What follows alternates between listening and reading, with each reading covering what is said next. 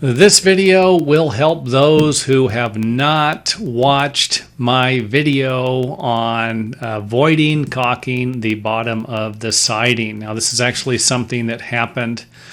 I got an email from somebody, and it's kind of like I throw these videos out there on what not to do, but what happens when you actually do it? Is there any type of repair for that?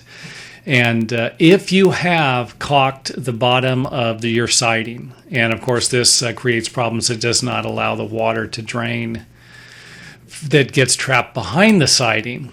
So it's not a good thing to do. I know it sounds good, but I actually got an email from someone who had caulked the bottom of the siding and did a great job. It really did. It looked nice, and then they painted it with what looked like a semi-gloss paint. Could have even been a high gloss, but they did a good job painting it and caulking it, and there's no way that the water was ever going to come in from the bottom. This had solved that problem, but it of course ruined the possibility of any water that gets trapped behind it coming out. So the individual said, hey, what do I do now? And here's the best suggestion that I would have. I don't think you need to remove all of the caulking. You know, if you caulked it and sealed the bottom of it, I don't think that's going to be necessary. I think what you could do is actually just remove sections of it. And of course, this would allow the water that gets trapped behind it. You know, not all of it's going to drain out, but you know, any water that got trapped behind here could actually go off to the side and come out. And so I would just say do it in sections. You know, and what would I say? I don't know, 3 feet and then 3 inches, maybe something like that. Go another 3 feet and then 3 inches. You know, these could be bigger. And all this is I'm just kind of, you know, trying to help you out here to let some of the water come out. But it would be best to remove all of the caulking if you could. But I understand some of this caulking is not going to be easy to remove. So at least you could remove sections of it. That would probably work.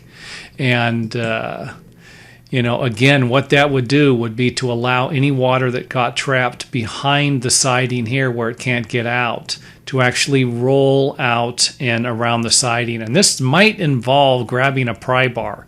You might actually have to grab a pry bar and you know, shove it underneath the siding, kind of wiggle it around, see if you can get a gap in here. And it could involve driving a little wedge. You might need to drive a little wedge in here to pull the siding out a little bit. You know, when I say a little bit, 1/8 of an inch, maybe something like that. If you think 1/4 inch would be necessary, and then this would actually help to, it'd give it a little more area. You know, if everything's tight, then water's going to stay trapped here. You know, if you drive a little wedge in here, it's going to pull the siding out, and it's going to probably pull a little bit of this out, the siding away from the wall over here also.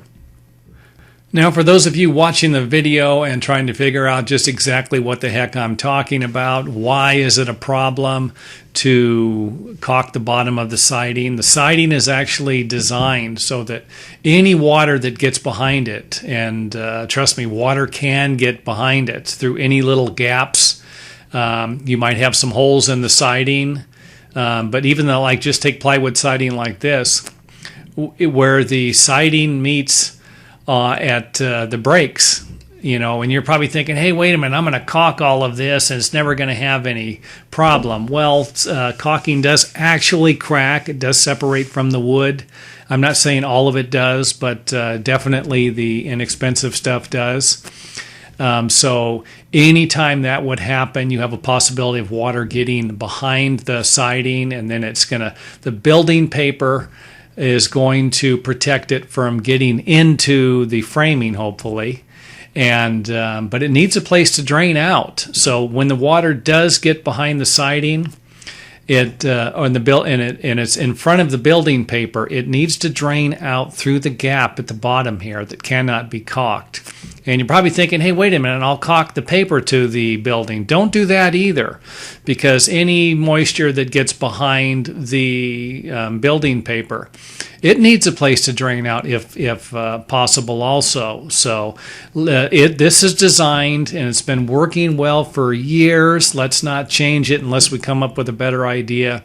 The building paper attaches to the framing studs and usually hangs down about an inch below the break top of the foundation. And then the siding, of course, hangs down an inch also. This allows any water to drain off here. If you have the siding stopping at the break, then the water could actually drain into the building. That's not going to be a good thing. Needs to be a little bit of overlap. So everything overlaps. Paper overlaps the foundation. The siding overlaps the paper.